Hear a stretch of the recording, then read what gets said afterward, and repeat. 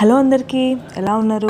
So ఇది వచ్చేసి ఇడ్లీ పిండి మిగిలిన దాంతో కొంచెం బోండా టైప్ చేద్దాం అనుకుంటున్నాను. దీంట్లో మైదా పిండి, జీలకర్ర, ఉప్పు వేసుకున్నాను. కొంచెం వంట సోడా కూడా వేసుకుంటున్నాను. అది అవాయిడ్ చేయాలనుకుంటే పుల్లటి పెరుగు అయినా వేసుకోవచ్చండి, బాగుంటుంది. అది వేసాక కొంచెం ఇడ్లీ పిండి వేసుకుంటాను.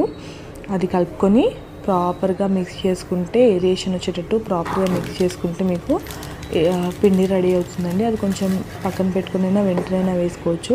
సో వెంటనే వేసుకోవాలంటే వంట సోడా వేసుకోండి, అయిపోతుంది. లేదు అంటే కొంచెం టైం ఉంది మనకి అనుకుంటే పెరుగు వేసుకోండి, బాగా పనిచేస్తుంది.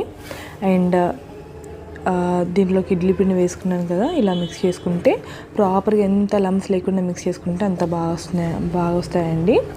సో లైవ్ చేశాను ఈ వీడియో చూడండి. ఇది మార్నింగ్ చేశాను. ఎడిట్ చేయాలనుకుంటే ఈ టైం అయింది. చాలా వీడియోస్ ఎడిటింగ్ చేయకుండానే ఉండిపోయిన వీడియోస్ ఉన్నాయి. సో అందుకే మ్యాక్సిమం లైవ్ చేయడానికి ట్రై చేస్తున్నాను. సో మీరు కుదిరినప్పుడు జాయిన్ అవ్వడానికి ట్రై చేయండి.